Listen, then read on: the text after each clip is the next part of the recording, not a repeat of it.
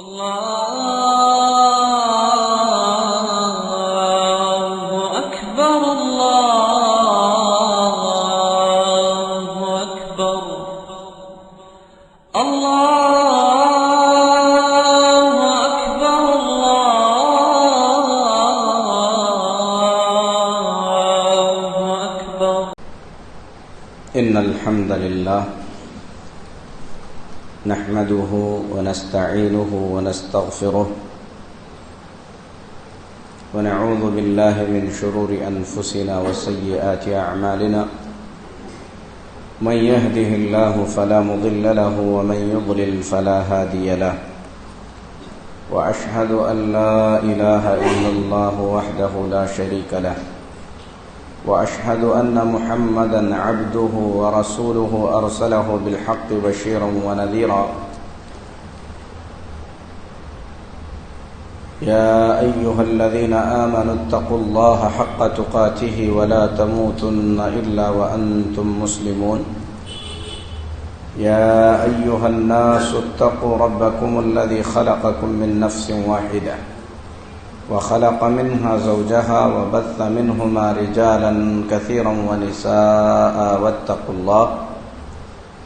واتقوا الله الذي تساءلون به والأرحام إن الله كان عليكم رقيبا يا أيها الذين آمنوا اتقوا الله وقولوا قولا سديدا يصلح لكم أعمالكم ويغفر لكم ذنوبكم ومن يطع الله ورسوله فقد فاز فوزا عظيما أما بعد فإن أحسن الحديث كتاب الله وخير الهدي هدي محمد صلى الله عليه وسلم وشر الأمور محدثاتها وكل محدثة بدعة وكل بدعة ضلالة وكل ضلالة في النار. محترم اسلامی بھائیوں، نوجوان ساتھیوں، بزرگوں، پیارے بچوں اور معزز خواتین، مجھے حقیقت میں یہ دیکھ کر بڑی خوشی ہو رہی ہے کہ اس مسجد میں اگرچہ کہ جماعت بہت زیادہ نہیں ہے، مسجد پورے طور پر بھری ہوئی تو نہیں ہے، لیکن خوشی کی بات یہ ہے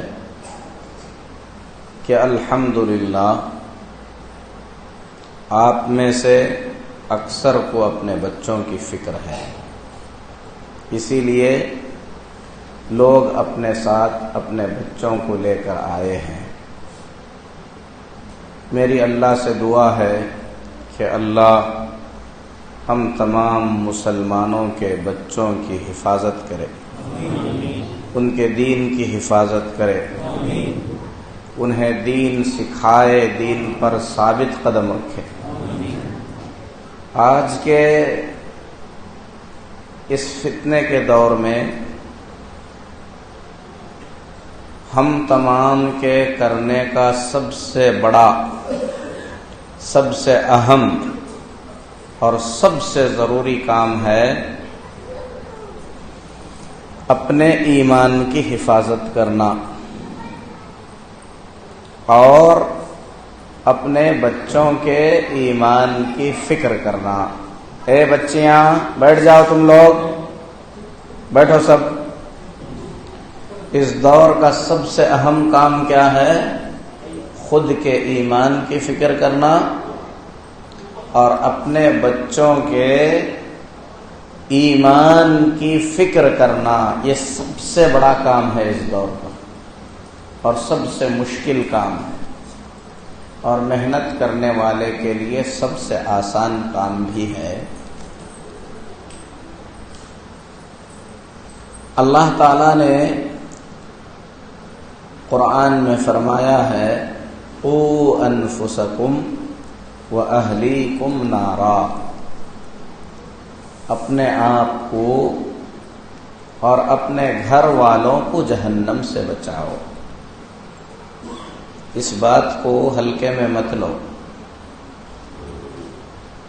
اگر ہم کسی بینک سے لون لیے، چکانے کے قابل نہیں رہے، بینک سے ایک نوٹس آئی کہ اگلے مہینے اگر لون نہیں چکائے تو آپ کا گھر نیلام ہوگا، کیسے گرے گی یہ بات ہمارے دل پہ؟ گھر نیلام ہوگا، آدمی پریشان ہو جائے گا۔ یہاں اللہ تعالی جو جنت کا مالک ہے، جہنم کا مالک ہے، وارننگ دیتا ہے اور اپنے بندوں کو ابھارتا ہے۔ قوا انفسکم واہلیکم نارا، اپنے آپ کو بھی جہنم سے بچاؤ، اپنے گھر والوں کو بھی جہنم سے بچاؤ۔ اور جہنم کیسی ہے اس کی کچھ باتیں آگے کی آیت میں اللہ بیان فرماتا ہے۔ وقودها الناس والحجارہ، وہ جہنم ایسی ہے کہ اس جہنم کا جو ایندھن ہے، ایندھن کا مطلب کیا ہے؟ یعنی اس میں جلائی جانے والی چیز۔ چولہا ہے، چولہے میں ایندھن کیا ہوتا ہے؟ لکڑی یا پتھر کا کوئلہ۔ گیس کا ایندھن کیا ہے؟ گیس۔ یہ ایندھن ہے یعنی جلانے والی چیز۔ لیکن جہنم میں کیا جلایا جائے گا؟ الناس، لوگ جلائے جائیں گے، لوگوں کو جلائے گا اللہ تعالی۔ والحجارہ، اور اس کے اندر پتھر جلائے جائیں گے۔ مفسرین کہتے ہیں اللہ نے یہاں جو پتھر کہا ہے یہ معمولی پتھر نہیں ہیں جو جہنم میں جلائے جائیں گے۔ گندک کے پتھر، بارود کے پتھر۔ بارود کے پتھر کو اگر آگ میں ڈالیں گے تو کیسی آگ نکلے گی؟ تو اللہ تبارک و تعالی ڈرا رہا ہے جہنم برحق ہے، اور یہ ہمارا یقین اور ایمان ہے۔ جنت برحق ہے، یہ ہمارا یقین اور ایمان ہے۔ جہنم میں کون جائیں گے؟ ہو سکتا ہے اللہ حفاظت کرے ہم ڈال دیے جائیں۔ ہم میں سے ہر آدمی یہ سوچے کہ اگر اللہ نے میرے حق میں جہنم کا فیصلہ سنا دیا، جہنم میں ڈال دیا گیا، تو پھر میری حالت کیا ہوگی؟ بہت بھیانک چیز ہے جہنم۔ اور آج کا میرا بیان جنت اور جہنم نہیں ہے، لیکن ایک دو باتیں جہنم کے بارے میں بتاؤں گا جس سے آپ کو سمجھ میں آئے گا کہ جہنم کتنی بھیانک چیز ہے۔ ایک چیونٹی ہے، اگر اسے مارنا ہے کتنا ٹائم لگے گا؟ 1 سیکنڈ میں چیونٹی مسل دیں گے، مر گئی، ختم ہوگی۔ لیکن وہی ایک ہاتھی کو مارنا ہے تو کتنا ٹائم لگے گا؟ زیادہ ٹائم لگے گا۔ چیونٹی کو مرتے مرتے کتنی تکلیف ہوگی؟ تھوڑی سی۔ ہاتھی کو مرتے ہوئے کتنی تکلیف ہوگی؟ زیادہ تکلیف ہوگی۔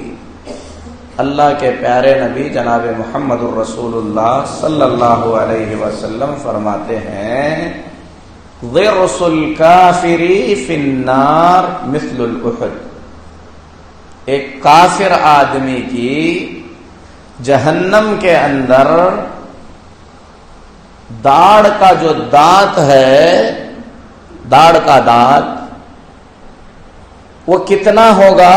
نبی صلی اللہ علیہ وسلم فرماتے ہیں احد پہاڑ کے برابر ہوگا۔ احد پہاڑ مدینے کے بڑے پہاڑوں میں سے ایک پہاڑ ہے، اس کی سراؤنڈنگ جانتے ہیں، ایک چکر لگائیں گے تو 16 کلومیٹر ہے، اتنا بڑا ہے پہاڑ، احد پہاڑ۔ اللہ کے نبی صلی اللہ علیہ وسلم فرماتے ہیں کہ کافر جو ہوگا اس کا داڑھ کا جو دانت ہے جہنم میں کتنا بڑا ہے؟ احد پہاڑ کے برابر. اگر داڑھ ایسا ہے سر کتنا ہوگا، جسم کتنا ہوگا، اسے اللہ کتنا بڑا بنائے گا. اور اتنا بڑا بنا کر اللہ جہنم میں کیوں ڈالے گا؟ تاکہ تکلیف زیادہ ہو، عذاب زیادہ ہو. تو یہ جہنم ہے جس کے عذاب کی ہولناکی، تباہی، پریشانی کتنی زیادہ ہے اسے ہم سوچ بھی نہیں سکتے. اور اللہ تعالیٰ اس جہنم کے بیان کو کر کے فرماتا ہے خود کو بچا لو اس سے اور گھر والوں کو بھی بچا لو.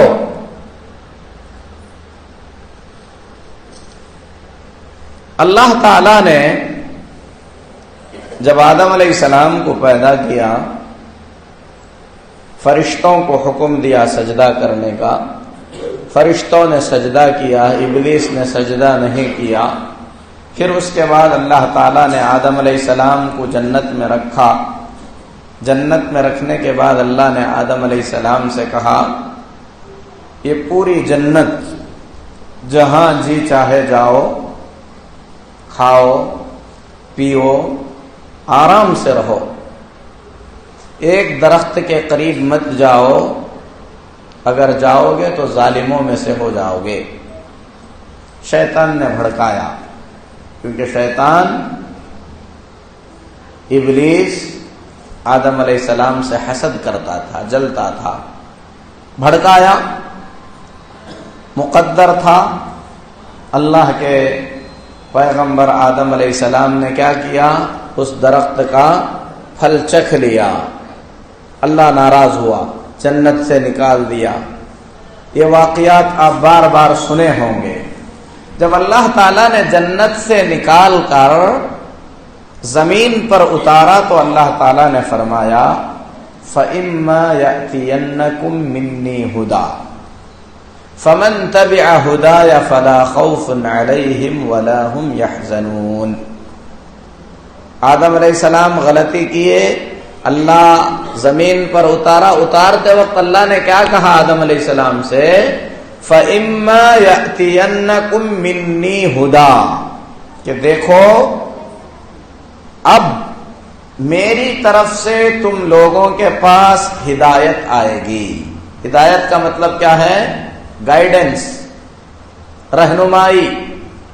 تم کو ہم سیدھا راستہ دکھانے والے بھیجیں گے جو آ کر کے تم کو ہماری مرضی کیا ہے، ہم کس سے راضی ہوتے ہیں، کس سے ناراض ہوتے ہیں، یہ ساری چیزیں تم کو بتائیں گے. فَمَن تَبِعَ هُدَايَ فَلَا خَوْفٌ عَلَيْهِمْ وَلَا هُمْ يَحْزَنُونَ. جو لوگ میری طرف سے آئی ہوئی ہدایت کے حساب سے زندگی گزاریں گے، میرے پیغمبروں کی باتوں کو مان کر اس کے مطابق زندگی گزاریں گے، فَلَا خَوْفٌ عَلَيْهِمْ وَلَا هُمْ يَحْزَنُونَ. ان کو ڈرنے کی بھی ضرورت نہیں ہے، غم کرنے کی بھی ضرورت نہیں ہے. اللہ تعالیٰ ان کو غم اور خوف، ڈر اور خوف سے آزاد کر دے گا. کسے آزاد کرے گا اللہ؟ شرط کیا ہے؟ اللہ کی طرف سے آئی ہوئی ہدایت کے مطابق زندگی گزارنا. اس جملے کو سمجھنے کی کوشش کرو، پہلے یاد کر لو اس جملے کو. اللہ کی طرف سے آئی ہوئی ہدایت کے مطابق زندگی گزارنے والے کو اللہ ڈر اور خوف سے آزاد کرے گا، ڈر اور غم سے آزاد کرے گا. لا خوفن، کوئی ڈر نہیں، ولا هم يحزنون، اور وہ پریشان بھی نہیں ہوں گے. ان کو ٹینشن بھی نہیں آئے گا، ان کو ڈر بھی نہیں آئے گا. اور آگے ہی اللہ نے فرمایا وَأَمَّا الَّذِينَ كَفَرُوا وَكَذَّبُوا بِآيَاتِنَا أُولَئِكَ أَصْحَابُ النَّارِ هُمْ فِيهَا خَالِدُونَ. لیکن جو لوگ میری طرف سے آئی ہوئی ہدایت کو जानने की कोशिश नहीं करेंगे, उसका इनकार करेंगे, उसको झुटलाएंगे, उलाइका अस्हाबुन नार, वो जहन्नम वाले होंगे, हुम फीहा खालिदून, उस जहन्नम में उनको हमेशा हमेशा रखा जाएगा। तो अल्लाह जन्नत बनाया, जहन्नम बनाया, कौन जन्नत में जाएंगे वो भी बतलाया, कौन जहन्नम में जाएंगे वो भी बतलाया। कौन जन्नत में जाएंगे? जो अल्लाह की तरफ से आई हुई हिदायत पर अमल करेंगे, हिदायत के मुताबिक जिंदगी गुजारेंगे, उनके लिए जन्नत है। और जहन्नम में कौन जाएंगे? जो अल्लाह की तरफ से आए हुए पैगाम को सुनकर अनसुना कर देंगे, उसके मुताबिक जिंदगी नहीं गुजारेंगे, अपनी मर्जी की जिंदगी गुजारेंगे, ऐसे लोग क्या होंगे? जहन्नमी होंगे। हम सब कौन हैं? हम सब कौन है? हम सब अल्लाह के बोलिए क्या है? बंदे का मतलब क्या है? मैं अल्लाह का बंदा हूं। अल्लाह का बंदा हूं, इसका मतलब क्या है? बंदे का मतलब है गुलाम। क्या बंदे का मतलब? गुलाम। अरबी में उसे कहा गया अब्द। हम सब अब्द हैं, और अब्द का मतलब गुलाम होता है। पहले जमाने में जंगें होती थी, हारे हुए लोग जब भागने लगते थे तो जीते हुए लोग क्या करते थे? उनको बंदी बनाते थे, पकड़ पकड़ कर हाथ पैर बांधते थे, ले जाके बाजार में बेचते थे। हमसे लड़ने आए थे, चाहे तो तुमको मार सकते थे, तुम पर एहसान कर रहे हैं कि हम तुमको क्या करेंगे? बेच डालेंगे, जिंदगी देंगे लेकिन बेच डालेंगे। और जब वो बिकता था तो वो खुद का भी मालिक नहीं रहता था। उसका मालिक कौन होता था? जिसने उसे खरीदा है। तो अरबी में उसे कहते हैं अब्द। और हम सब के सब अब्द हैं, गुलाम हैं हम सब के सब। किसके? अल्लाह के। जैसे एक गुलाम की खुद की मर्जी नहीं होती। गुलाम का दिल चाह रहा आज ठंडी का मौसम है, आराम से सोऊं, उठकर सुबह में गरम गरम चाय पीऊं बोल के, लेकिन मालिक काम पे लगाता है। तो गुलाम अगर मालिक की नहीं माना तो मालिक क्या करेगा? सजा देगा। ये दुनिया में चलता है। और जब हम सब के सब अल्लाह के गुलाम हैं तो हमारी जिंदगी किसकी मर्जी के मुताबिक होना चाहिए? जहां पर मर्जी हमारी चलाने लगे तो मतलब यह है कि हम अपने आप को अल्लाह का गुलाम नहीं समझते, अल्लाह का बंदा नहीं समझते। क्योंकि बंदे की, गुलाम की अपनी खुद की मर्जी नहीं होती है, उसकी मालिक की मर्जी होती है। गुलाम उसकी मालिक की मर्जी के मुताबिक जिंदगी गुजारता है, और जो गुलाम अपनी मालिक की मर्जी की जिंदगी गुजारता है वो गुलाम अपने मालिक का वफादार गुलाम कहलाता है, और उसका मालिक खुश होकर उसे आजाद कर सकता है, उसे इनाम दे सकता है। और जो गुलाम मालिक की मर्जी के बजाय खुद की मर्जी की जिंदगी गुजारेगा, ऐसा गुलाम सजा का मुस्तहिक होता है। और अल्लाह के गुलाम अगर अल्लाह की मर्जी के खिलाफ जिंदगी गुजारेंगे तो अल्लाह उन्हें जहन्नम की सजा देगा। ये समझना है, हम गुलाम हैं और हमारा रब कौन है? अल्लाह है। हमारा मालिक अल्लाह है। बचपन से हम अपने बच्चों को सिखाते भी हैं, बूढ़ा होने तक करोड़पति को भी पूछो तेरा रब कौन है, अगर मुसलमान है तो कहेगा मेरा रब अल्लाह है। अगर उससे पूछेंगे तो कौन है, कहेगा कि मैं अल्लाह का बंदा हूं। लेकिन ये सिर्फ कहने की हद तक है या प्रैक्टिकल लाइफ में भी है? अगर प्रैक्टिकल लाइफ में है, जिंदगी के अंदर भी जिंदगी उसी तरीके की गुजर रही है, तो वह इंसान मुबारकबादी के लायक है। ऐसा इंसान सही रास्ते पर है। تو اللہ تعالیٰ نے آدم علیہ السلام کو جب اتارا کیا کہا؟ میری طرف سے ہدایت آئے گی، جو اس ہدایت کے مطابق زندگی گزارے گا اسے ڈرنے کی ضرورت نہیں ہے، اسے فکر کرنے کی ضرورت نہیں ہے۔ جو میری ہدایت کو سن کر انسنا کر دے گا، اس کا انکار کرے گا، اسے جھٹلائے گا، وہ جہنم میں جائے گا اور جہنم میں ہمیشہ کے لیے رہے گا۔ اللہ تعالیٰ نے اتارتے ہوئے آدم علیہ السلام سے یہ باتیں کہیں۔ اس وقت ہم سب کے سب آدم علیہ السلام کی پیٹھ میں تھے، سب تھے، اور یہ بات سب سے کہی گئی، مجھ سے بھی آپ سے بھی۔ تو اللہ تبارک و تعالیٰ نے ایک اصول بنایا، اور اس اصول کے مطابق آدم علیہ السلام سے لے کر محمد الرسول اللہ صلی اللہ علیہ وسلم تک اللہ تعالیٰ نے بہت سارے نبیوں کو بھیجا، جو آئے بھٹکے ہوئے لوگوں کو سیدھا راستہ دکھائے۔ دنیا کے بہت کم خوش نصیب لوگ، اسے یاد رکھو، دنیا میں بہت لوگ آئے چلے گئے، ہم ہیں، ہم بھی جائیں گے، ہمارے بعد بھی آئیں گے لوگ۔ بہت کم ایسے خوش نصیب لوگ ہیں جنہوں نے اس ہدایت کو سمجھا اور اللہ تعالی کی طرف سے سیدھے راستے کی رہنمائی ان لوگوں کو ملی۔ بہت کم لوگ ہیں۔ میں آپ کو چند مثالیں دیتا ہوں۔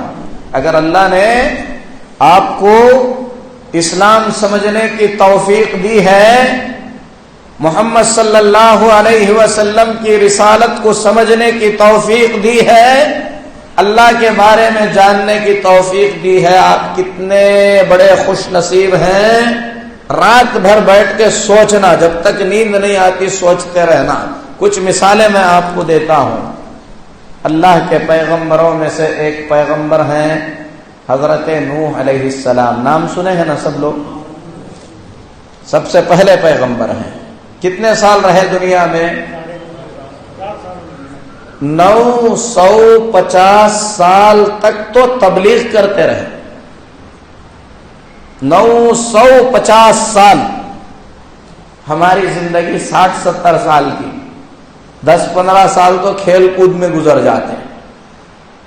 اگر 70 سال کی عمر ملی تو 60 سال کے بعد کھائے سو یاد نہیں رہتا، ایسی زندگی ہے ہماری۔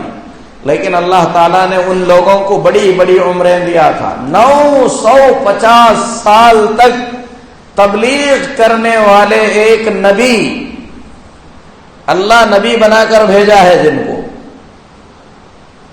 بغیر تنخواہ کے قوم سے کچھ لیے بغیر، 1 سال نہیں، 2 سال نہیں، 10 سال نہیں، 100 سال نہیں، 950 سال۔ کتنا لمبا عرصہ ہے، اللہ کے دین کا کام کر رہے ہیں، پورا دل لگا کر۔ قرآن پڑھیں گے نا آپ کو معلوم ہوگا، اللہ تعالیٰ ایک پورا سورہ ہی اتارا سورہ نوح کے نام سے۔ کتنے ہیں سورہ قرآن میں؟ 114 سورے ہیں۔ ان سورتوں میں سے ایک بڑی سورت کا نام ہی ہے سورہ نوح۔ اللہ تعالیٰ اس سورے میں بیان فرمایا ہے کتنی محنت کیے، ہر دن کیا کیا تکلیف اٹھاتے تھے نوح علیہ السلام بول کے۔ یہی نوح علیہ السلام اللہ کو کتنے پیارے رہے ہوں گے۔ ہم لوگ تھوڑا سا صدقہ خیرات کر کے، تھوڑی سی نمازیں پڑھ لے کے، تھوڑے چہرے پہ داڑھی اگا لے کے، تھوڑا دوسرے لوگوں سے بہتر بن کر سمجھتے ہیں کہ مجھ سے زیادہ نیک شاید کوئی نہیں ہے۔ ایسا آ جاتا ہے ہمارے دلوں میں، نہیں آنا چاہیے۔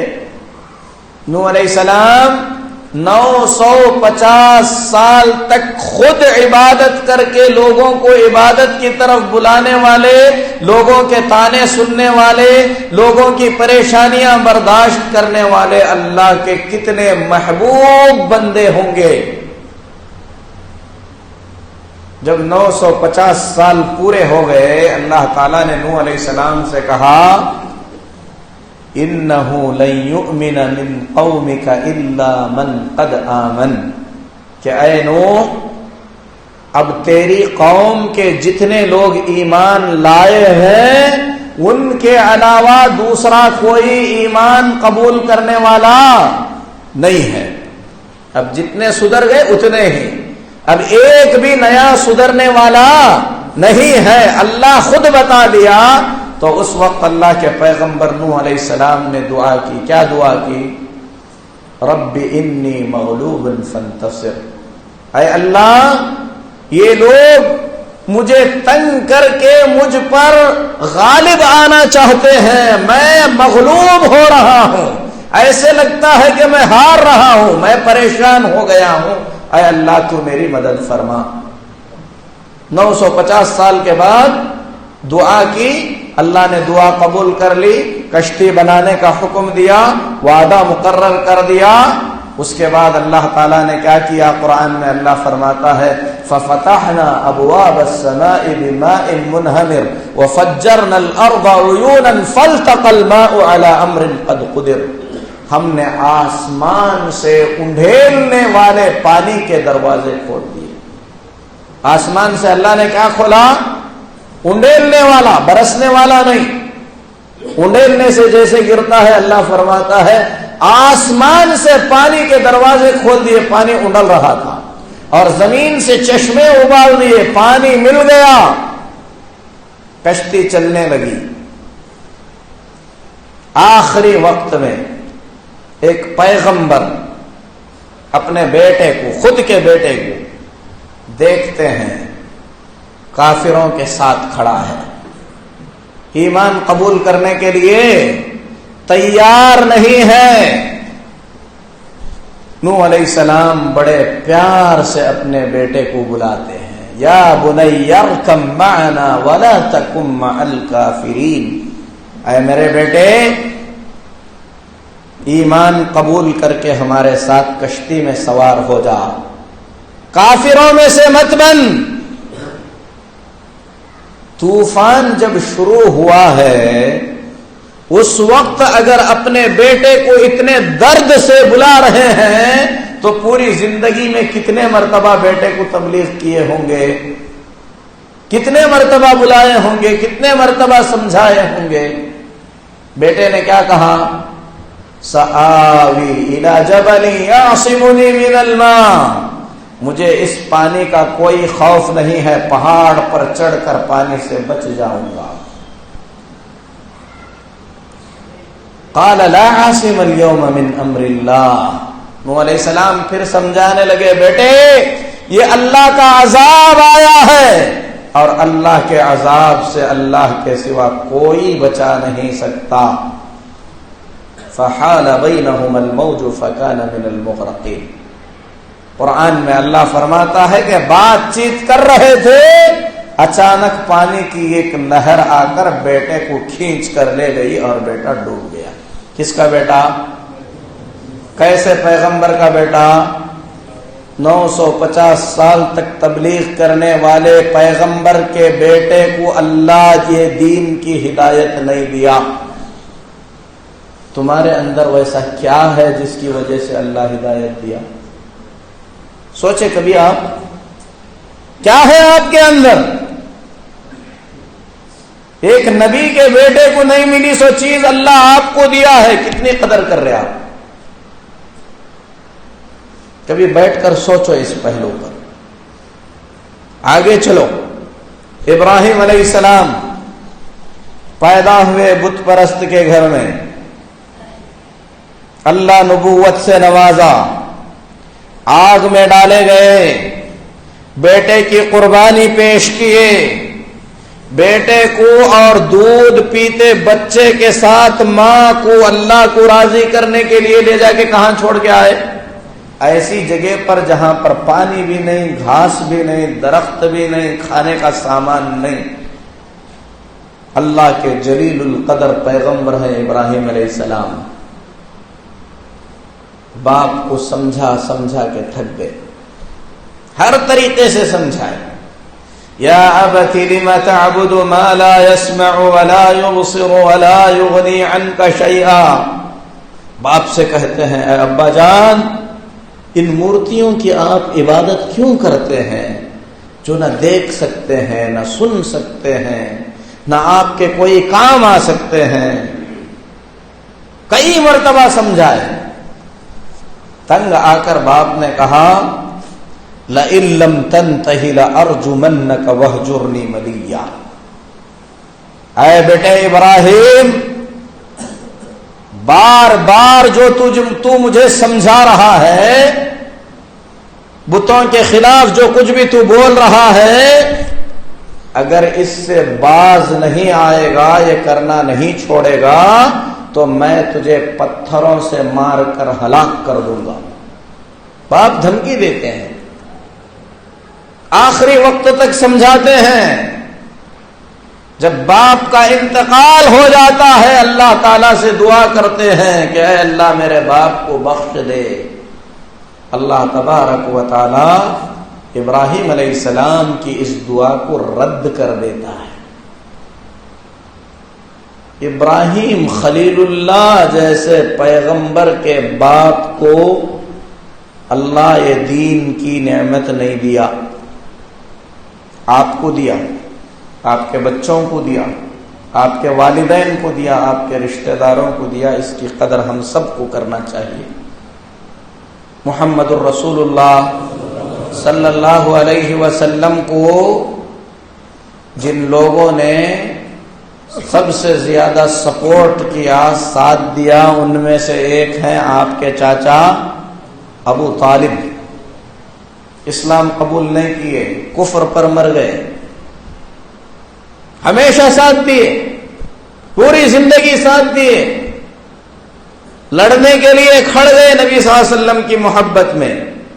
लेकिन जब मौत का वक्त आया, अल्लाह के नबी सल्लल्लाहु अलैहि वसल्लम जाकर बैठ गए सरहाने, बड़े प्यार से कहने लगे, या अम कुल ला इलाहा इल्लल्लाह कलिमतन उहज्जु लका बिहा इंदल्लाह।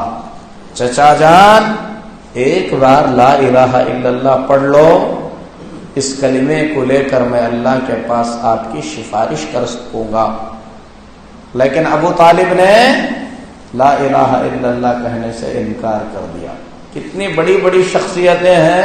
मोहम्मद सल्लल्लाहु अलैहि वसल्लम के चाचा, इब्राहिम अलैहिस्सलाम के अब्बा, नूह अलैहिस्सलाम का बेटा, बहुत मिसालें हैं ऐसी जिनको हिदायत नहीं मिली। क्या है हमारे अंदर? अल्लाह ये हिदायत दिया, इस्लाम के हम करीब आए, इस्लाम को हम मानने का दावा भी करते हैं, लेकिन हम इस्लाम को समझे ही नहीं, इस्लाम के मुताबिक हमारी जिंदगी ही नहीं। तो बिल्कुल हमारी मिसाल ऐसी है। अरब का एक शायर कहता है, कलईसी बिलबैदाई यहमिलु हज़्ज़मा वल माउ फौक़ ज़ुहूरिहा महमूलु। उस जानवर की तरह जिसके पीठ पर पानी के मशकीज़े लदे हुए हैं, लेकिन वो प्यास से मर रहा है। पानी है पीठ पर, अल्लाह इस्लाम के करीब लाके छोड़ दिया, कुरान दे दिया, समझाने वाले उलमा भेज दिया, मुसलमान घराने में पैदा किया, मस्जिद तक अल्लाह ताला भेज दिया, समझाने वाले भी आए, किताब भी आई, मस्जिद भी मिली, सजदे की तौफीक भी मिली। उसके बावजूद भी अगर इस्लाम का सही मजा नहीं मिला तो बिल्कुल ऐसे ही है जैसे गधे के ऊपर पानी के कैन तो लदे हुए हैं, लेकिन वो प्यास से मर रहा है, उसे मालूम नहीं है कि इस पानी से कैसे फायदा उठाना चाहिए। ऐसे नहीं बनना है हमको ऐसे नहीं बनना है। कितनी जिएंगे जिंदगी? बहुत सारे बुजुर्ग हो चुके हैं, अल्लाह हिफाजत करे। कितनी जिएंगे भाई जिंदगी हम सब?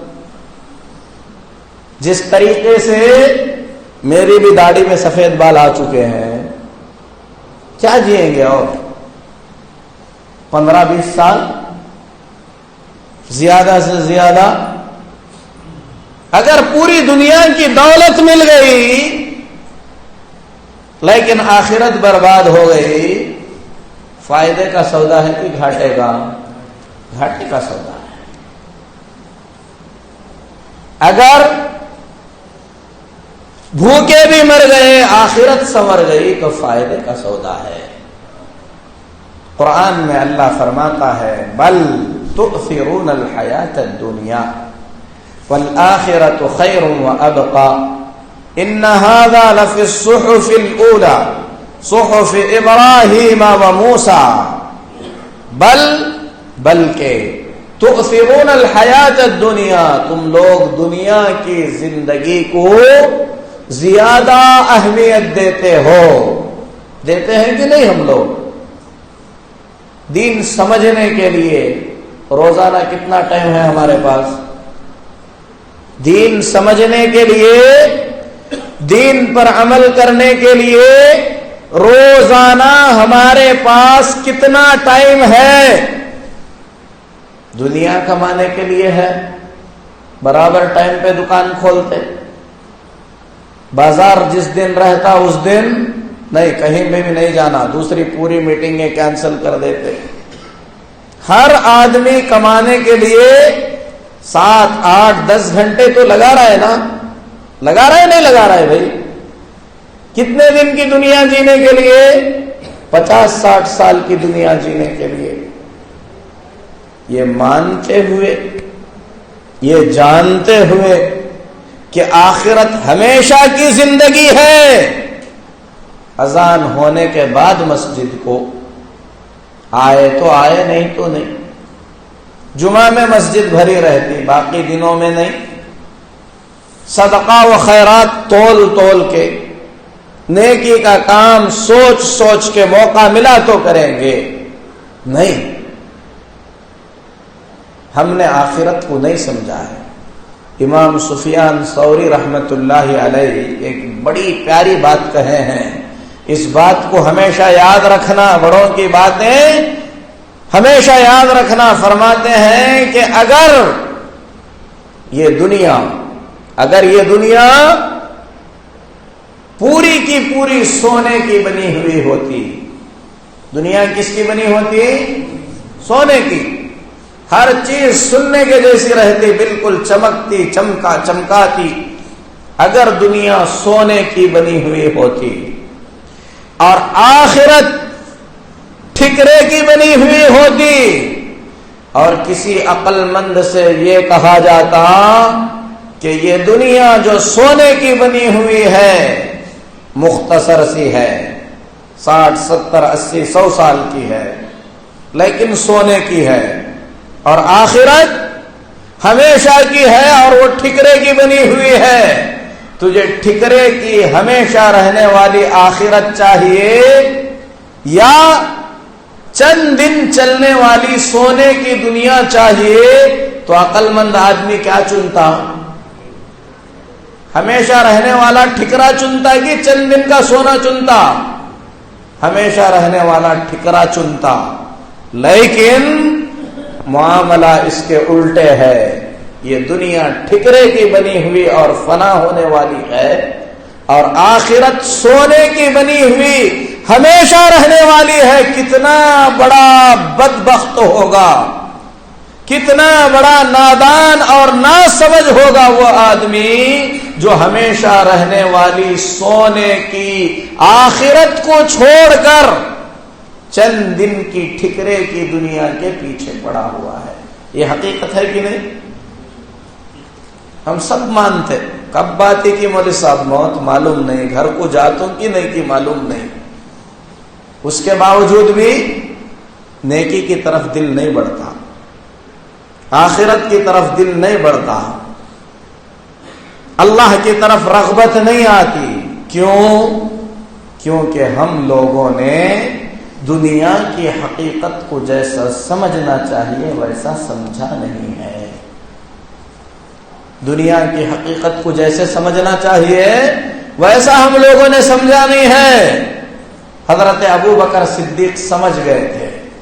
اسی لیے اللہ کے نبی صلی اللہ علیہ وسلم کے زبان سے الفاظ ختم نہیں ہوئے کہ اسلام کی برتری کے لیے مال کی ضرورت ہے. ابو بکر صدیق پوچھے نہیں کتنا ہونا، اب دیے تو چلتا کہ بعد میں دیے تو چلتا. کیا کیے؟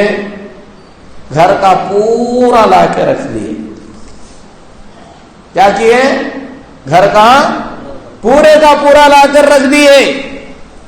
حضرت عمر گئے، گھر کے پورے سامان کو 2 حصوں میں بانٹ کر آدھا لا کر نبی کے قدموں میں رکھ دیے، کیونکہ ان کو معلوم ہے یہاں دیں گے وہاں یقیناً ملے گا. یہ چھوڑ کر جانا ہے وہاں ہمیشہ رہنا ہے. یہ ایمان ہے. یہ کیا ہے؟ یہ ایمان ہے. آج بھی ہے اللہ کے ایسے بندے جن کے گھروں میں بہت کچھ آتا ہے، لیکن گھر میں رات کو کیا کھائیں گے اس کی فکر کیے بغیر صدقہ کرنے والے آج بھی بہت سارے اللہ کے بندے دنیا کے اندر موجود ہیں. صرف صدقے کی ایک بات نہیں ہے، ہر چیز کے اندر.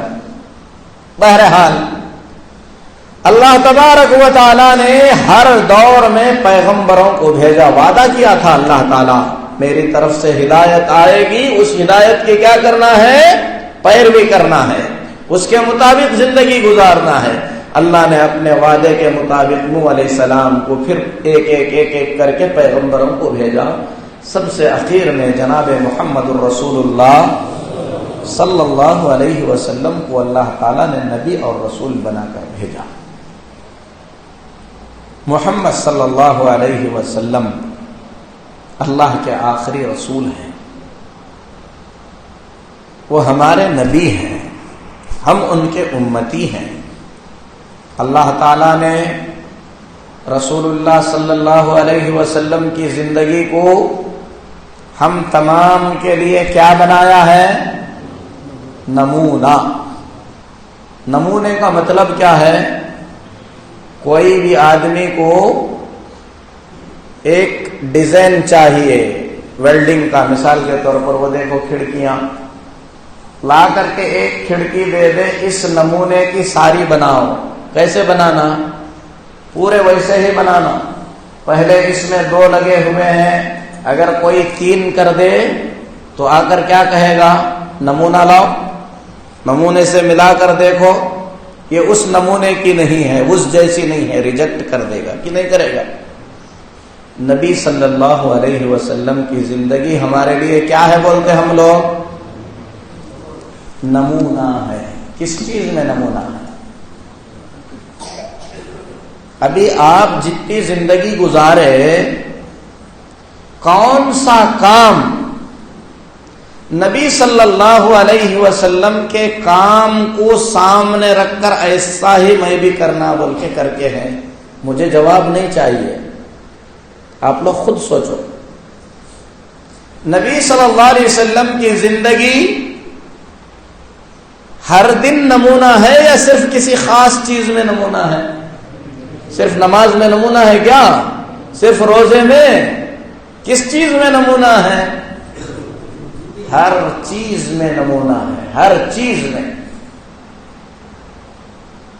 اگر نمونہ ہے تو اس نمونے کو ہم سمجھے کتنا ہے؟ جس آئیڈیل پر، جس نمونے کو دیکھ کر ہمیں بنانا ہے، اسے اٹھا کر بازو میں رکھ کے اپنے حساب سے ہم بنانے لگے تو ویسا بنا سکتے کیا؟ سب سے پہلے نمونے کو کیا کرنا ہے؟ غور سے دیکھنا ہے، سمجھنا ہے کہ نہیں ہے؟ بھائی کچھ غلط بول رہا ہوں تو ٹوک سکتے ہیں آپ لوگ. نمونہ جیسے ہے پہلے اسے سمجھنا کہ نہیں سمجھنا؟ نبی صلی اللہ علیہ وسلم کی زندگی ہمارے لیے اگر نمونہ ہے تو اس نمونے کو ہم نے کتنا پڑھا ہے، کتنا سمجھا ہے؟ نبی صلی اللہ علیہ وسلم کی زندگی کے بارے میں ہمارے پاس نالج کتنا ہے، معلومات کتنی ہیں، کیا جانتے ہیں ہم نبی صلی اللہ علیہ وسلم کی زندگی کے بارے میں؟ اگر جانے ہی نہیں تو پھر اس نمونے پر زندگی کیسے گزاریں گے؟ اس کے لیے کیا کرنا ہے؟ اس کے لیے سب سے پہلے نبی صلی اللہ علیہ وسلم کی پوری زندگی کو بار بار سننا ہے، پڑھنا ہے، سمجھنا ہے، معلوم نہیں ہے پوچھنا ہے۔ ہر چیز میں نمونہ ہے۔ اللہ کے نبی صلی اللہ علیہ وسلم سوتے کیسے تھے، اٹھتے کیسے تھے، دانت کیسے صاف کرتے تھے، منہ کیسے دھوتے تھے، نہاتے کیسے تھے، نماز کب پڑھتے تھے، کتنی پڑھتے تھے، کس طریقے سے پڑھتے تھے، ناشتہ کیسے کرتے تھے، ناشتہ کہاں سے لاتے تھے، کون سا کھاتے تھے، کون سا چھوڑتے تھے، کمائی کا کون سا طریقہ جائز قرار دیے، کون سا ناجائز قرار دیے، سب چیزیں۔ شادی کیسے کرتے تھے، بیویوں کے ساتھ کیسے رہتے تھے، بچوں کے ساتھ کیسے رہتے تھے، لین دین کیسے کرتے تھے، خریدتے کیسے تھے، بیچتے کیسے تھے، قرض دینے کا طریقہ کیا تھا، قرض واپس کرنے کا طریقہ کیا تھا، قرض لینے کا طریقہ کیا تھا، قرض دار سے قرض واپس لینے کا طریقہ کیا تھا، کوئی آپ کی برائی کرتا تو اس کے ساتھ کیسے پیش آتے تھے، کوئی آپ کی تعریف کرتا تو اس کے ساتھ کیسے پیش آتے تھے، جنگ کرتے تھے تو جنگوں کا طریقہ کیا تھا، دشمن کے ساتھ کیسا معاملہ کرتے تھے، رشتہ داروں کے ساتھ کیسا معاملہ کرتے تھے، کتنا کھاتے تھے، کس طریقے کی چیزوں سے پرہیز کرتے تھے، کتنی عبادت کرتے تھے، اللہ کے لیے کتنا وقت تھا، گھر والوں کے لیے کتنا وقت تھا، خود کے لیے کتنا وقت تھا، پوری ذمہ داریاں کیسے سنبھالتے تھے، پوری زندگی نمونہ ہے۔ اور آپ کو ایک بات بتاؤں، اللہ تعالیٰ نے جب ہمارے نبی جناب محمد الرسول اللہ صلی اللہ علیہ وسلم کی زندگی کو ہم امتیوں کے لیے نمونہ بنایا ہے، قرآن میں کہا کہ نبی کی زندگی تمہارے لیے نمونہ ہے، اللہ تعالیٰ نے اس نمونے کو، اس آئیڈیل کو بالکل کھول کر امت کے سامنے رکھا۔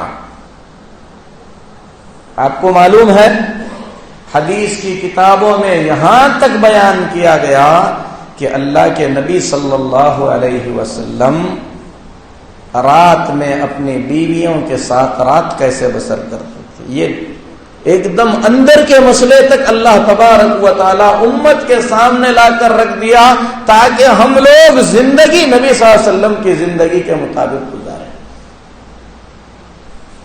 کوئی جا کر کسی کو بتاتا ہے کہ میں اپنی بیوی کے ساتھ ایک ہی حمام میں نہایا، کوئی بتاتا ہے؟ بتاتا کیا؟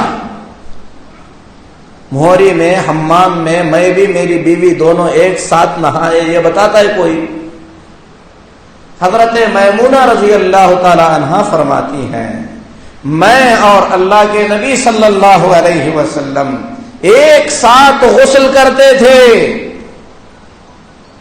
پانی تھوڑا ہوتا، اللہ کے نبی صلی اللہ علیہ وسلم کہتے میرے لیے بچاؤ، میں کہتی میرے لیے بچاؤ۔ کیوں؟ بولے حضرت ام المومنین حضرت میمونہ یہ بات، سب سے با حیا عورتیں، سب سے زیادہ حیا والی، سب سے زیادہ پاک دامن، سب سے زیادہ اونچے اخلاق کی عورتیں اپنے شوہر کے ساتھ نہائے ہوئے واقعے کو بھی اگر بیان کر رہے ہیں تو اس لیے کیونکہ نبی صلی اللہ علیہ وسلم امت کے لیے ویسے ہی ہیں جیسے ایک باپ اپنے بچوں کے لیے ہوتا ہے کہ باپ کی زندگی کو دیکھ کر بچہ سیکھتا ہے، ویسے ہی نبی کی زندگی کو دیکھ کر سیکھنا ہے۔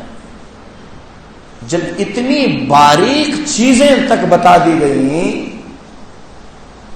اور ہم تجارت کے مسئلے نبی سے نہیں لینا چاہتے، شادی بیاہ کے مسئلے نبی سے نہیں لینا چاہتے، کھیتی باڑی کے مسئلے ہم نہیں جانتے نبی صلی اللہ علیہ وسلم کیسے کرتے تھے، لین دین کے مسئلے ہم نہیں جانتے نبی صلی اللہ علیہ وسلم کیسے کرتے تھے، تو ہماری زندگی اسلام سے قریب ہو کر گزرے گی کہ دور ہو کر گزرے گی؟ بھائی بولو، دور ہو کر گزرے گی، بربادی آئے گی، تباہی آئے گی۔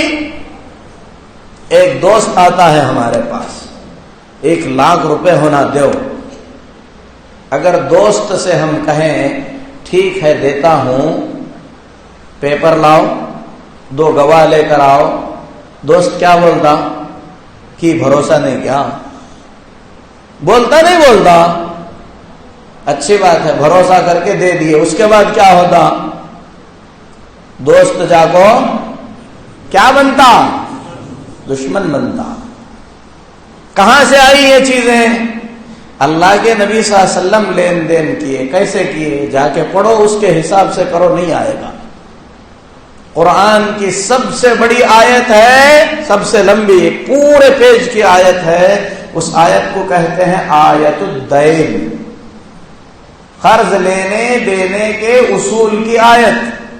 شروع میں ہی اللہ فرماتا ہے یا ایھا الذین آمنوا، اے ایمان والو، اذا تداینتم بدین الی اجل مسمى فاکتبوہ، ایک مقررہ وقت کے لیے کسی کو اگر قرض دینا ہے تو قرض لکھ لو، 2 گواہ بناؤ۔ اگر لکھنے والے نہیں ہیں، گواہ نہیں ہیں، کوئی چیز گروی رکھ کر دو۔ دوستوں کو ایسے ہی دو، بولا کیا اللہ؟ یہ مثال ہے، صرف قرض کے لیے ہی نہیں ہے، زندگی کے ہر حصے میں اگر ہم اسلام کو سمجھ کر اسلام کے مطابق زندگی گزاریں گے، اختلافات نہیں آئیں گے، پیار محبت سے رہیں گے، اللہ کے قریب ہوں گے۔ سب سے پہلے نبی صلی اللہ علیہ وسلم کی زندگی کے قریب ہماری زندگی ہوگی۔ ہم کہتے ہیں کہ نبی صلی اللہ علیہ وسلم اسوہ ہے، نمونہ ہے، لیکن نبی صلی اللہ علیہ وسلم کی زندگی ہی نہیں جانتے ہم لوگ۔ اللہ کے نبی صلی اللہ علیہ وسلم زندگی کیسے گزارتے تھے نہیں معلوم ہے ہم کو۔ کتنی بیویاں تھیں ایک ساتھ نبی صلی اللہ علیہ وسلم کی؟ 9 بیویاں تھیں، ایک ساتھ میں 9 بیویاں تھیں۔ پوری امت کی ذمہ داری تھی، جنگوں کے لیے لوگوں کو تیار کر کے بھیجنا ہے، باہر سے آئے ہوئے مسئلے حل کرنا ہے، بڑے بڑے فیصلے کرنا ہے، پوری امت کو سنبھالنا ہے، ساتھ میں 9 گھر سنبھالنا ہے، کوئی نہیں کر سکتا۔ اللہ تعالیٰ اتنی ساری ذمہ داریاں نبی صلی اللہ علیہ وسلم پر ڈال کر آپ کی زندگی کو اسوہ اور نمونہ بنایا۔ کیوں بنایا؟ اگر کوئی نبی صلی اللہ علیہ وسلم کی صحیح سیرت پڑھ لیا، زندگی کو صحیح طور پر پڑھ لیا، اپنی زندگی کو اس کے مطابق بنانے کی کوشش کیا، دنیا کے اندر سکون سے جیے گا اور مرنے کے بعد بھی وہ کامیاب ہو جائے گا، یہ یقینی بات ہے۔ ایک بات بتاتا ہوں میں، اللہ کے نبی صلی اللہ علیہ وسلم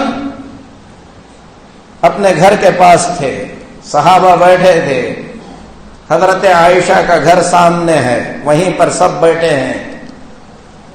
نبی صلی اللہ علیہ وسلم کی 9 بیویوں میں سے ایک اور بیوی غالباً حضرت میمونہ رضی اللہ تعالی عنہا ہی ہیں۔ نبی صلی اللہ علیہ وسلم کے پاس جب صحابہ آئے، گھر میں کچھ تھا، کھانے کی کوئی چیز تھی، ایک برتن میں رکھ کر دے کر بھیجے۔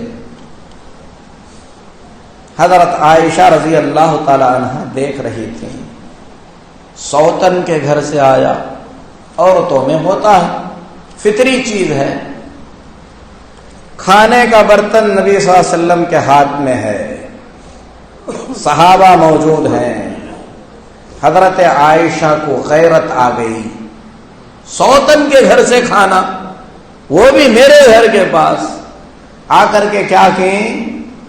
برتن پہ ہاتھ مار دی۔ ہم ہوتے تو کیا کرتے؟ کیا کرتے؟ بولیے، ڈانٹتے؟ میں تو جا کے گھر میں برابر کوٹتے، یہی کرتے ہیں ہم۔ اللہ کے نبی صلی اللہ علیہ وسلم زمین پر بیٹھ گئے، گرے ہوئے کھانے کو سمیٹنے لگے، صحابہ کی طرف دیکھ کر فرمانے لگے کوئی بات نہیں ہے، تمہاری ماں کو تھوڑی سی غیرت آ گئی تھی، کتنے آسانی سے مسئلہ حل کر دیا۔ حضرت عائشہ سے فرمایا تم نے اپنی سوتن کا برتن توڑا ہے، اپنے گھر سے ایک برتن دے دو، مسئلہ ختم۔ آئیڈیل ہے، نمونہ ہے، اگر کوئی اسے اپنائے کتنی پریشانیوں سے بچ سکتا ہے۔ اگر ایسا ہی مسئلہ ہم میں سے کسی کے ساتھ پیش آتا تو شاید بات طلاق تک چلے جاتی، اور آسانی سے طلاق بھی نہیں، مار پیٹ کے طلاق تک مسئلہ پہنچ جاتا کہ نہیں پہنچتا۔ اگر نبی صلی اللہ علیہ وسلم کی زندگی کو ہم پڑھیں گے نا، ہر چیز میں اسوہ ہے۔ شاید ابھی ہمارے پاس 15 منٹ ہیں، کیا 7 منٹ ہو گیا؟ مختصر طور پر نبی صلی اللہ علیہ وسلم کی زندگی کے کچھ حالات اور اس میں ہمارے لیے کیا نمونہ ہے میں آپ کے سامنے بیان کرتا ہوں۔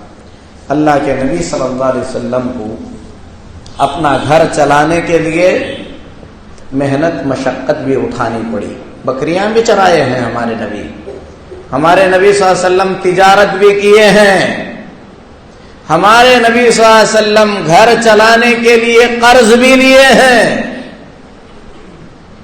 اور بہت دن تو ایسے بھی آئے ہیں گھر میں کچھ نہ ہونے پر ہمارے نبی صلی اللہ علیہ وسلم اور آپ کے گھر والے بھوکے بھی سوئے ہیں۔ 1-2 وقت نہیں، اماں عائشہ فرماتی ہیں 6 مہینے ایسے گزر جاتے تھے گھر میں چولہا نہیں جلتا تھا۔ 6 مہینے ایسے گزرتے تھے کہ گھر میں چولہا نہیں جلتا تھا۔ جب حضرت عائشہ نے یہ بات بیان کی تو پوچھنے والے نے پوچھا پھر کیسے رہتے تھے؟ کہا پانی پی لیتے تھے، کچھ کھجوریں مل گئی کھا لیے، اور کھجوریں بولے تو ہمارے لیے مہنگی چیز ہے کھجوریں، عرب میں کھجور سب سے سستی چیز ہے جسے کوئی کھانا نہیں چاہتا، صرف کھجور اور پانی پر 6 مہینے گزار دیتے تھے۔ ستائے گئے، آپ کو مارا گیا، گالیاں دی گئی، دنیا کے سب سے عقل مند تھے ہمارے نبی جناب محمد الرسول اللہ صلی اللہ علیہ وسلم، لیکن لوگوں نے آپ کو پاگل کہا، مجنون کہا۔ آپ نے سنا، برداشت کیا، سب کی بھلائی کے لیے دن رات محنت کرتے تھے۔ لوگوں نے کہا کہ یہ آپس میں دشمنیاں ڈالتا ہے، آپ نے برداشت کیا۔ مکے سے نکال دیے گئے، آپ کی آنکھوں کے سامنے آپ کے ساتھیوں کو جان سے مارا گیا، سب کچھ برداشت کیا نبی صلی اللہ علیہ وسلم نے۔ آپ کی بیوی پر تہمت لگائی گئی، ایسے نہیں کہ ہمارے نبی ہمیشہ غریب ہی تھے۔ جب مکہ فتح ہو گیا، جنگ حنین ہوئی، اتنا مال آیا کہ ہمارے نبی کی محنت اور کوشش کی وجہ سے جو حصہ ہمارے نبی کے حق میں ان کی محنت کا آیا تھا، اگر اسی کو رکھ لیتے تو دنیا کے سب سے بڑے مالدار بن سکتے تھے۔ کنٹلوں کا سونا، کنٹلوں کی چاندی، ہزاروں اونٹ، ہزاروں بکریاں، ہزاروں غلام، ہزاروں باندیاں، بڑی بڑی جائیدادیں، جس طریقے سے جنگ میں حصہ لینے والوں کا حق بنتی تھی ویسے ہی ہمارے نبی کا حق تھا۔ چاہتے تو دنیا کے سب سے بڑے مالدار بن سکتے تھے، لیکن اپنے حق کا مال اللہ کے نبی صلی اللہ علیہ وسلم نے اس طریقے سے خرچ کر دیا جیسے اس کی کوئی حیثیت ہی نہیں ہے۔ کبھی جمائے نہیں، جب تھا تب بھی اتنے ہی خوش رہتے، جتنے خوش نہ رہنے کے وقت میں رہتے تھے. اتنی مصیبت کی زندگی گزارنے کے بعد بھی رات میں کھڑے ہو کر جب تہجد کی نماز پڑھتے تھے، لمبی نماز کی وجہ سے پاؤں سوج جاتے تھے، اور پاؤں میں جو سوجن آتی تھی نا، طاقت اور قوت کے اعتبار سے اللہ کے نبی صلی اللہ علیہ وسلم کسی سے کمزور نہیں تھے. بعض روایات کے مطابق کئی مردوں کی طاقت اللہ تعالیٰ نبی صلی اللہ علیہ وسلم کے جسم میں رکھا تھا. اتنے مضبوط جسم کے مالک تھے ہمارے نبی صلی اللہ علیہ وسلم، لیکن رات میں نماز اتنی لمبی پڑھتے تھے کہ پاؤں میں سوجن آ جاتی تھی. اور جب آپ سے کہا گیا کہ اتنی مشقت کرنے کی ضرورت کیا ہے، اللہ نے قرآن میں تو کہہ دیا ہے کہ آپ کا اگلا پچھلا اللہ نے سب معاف کر دیا ہے، کیا فرماتے تھے جواب میں؟ افلا اکون عبدا شکورا، اے عائشہ کیا میں اللہ کا شکر گزار بندہ نہ بنوں؟ کون سی نعمتوں کا شکر؟ یہ ہے اگر ایمان کی زندگی ہے، آپ گھر میں روٹی کا سوکھا ٹکڑا کھا کر بلکہ بھوکے رہ کر بھی اتنے ہی خوش رہیں گے جتنے خوش آپ کروڑ پتی ہو کر رہیں گے، کیونکہ ایمان آپ کو بیلنس کرنا سکھاتا ہے. آپ کی نظر ہمیشہ آخرت پر رہتی ہے. دنیا کا مال و دولت، دنیا کی حیثیت، دنیا کی عزت، دنیا کے عہدے آپ کی نظر میں بیکار ہو کر جب آ جاتے ہیں تو اس وقت اللہ تبارک و تعالی دنیا میں بھی عزت دیتا ہے، مرنے کے بعد بھی مقام عطا کرتا ہے. تو ایمان کو سمجھو، نبی صلی اللہ علیہ وسلم کی زندگی کو سمجھو، زندگی بھی آسان ہوگی اور مرنے کے بعد کامیابی بھی ملے گی. اللہ سے دعا ہے کہ اللہ تعالی ہمیں کامیاب زندگی عطا فرمائے. آمین. وصلی اللہ علی نبینا محمد وعلی آلہ وصحبہ اجمعین.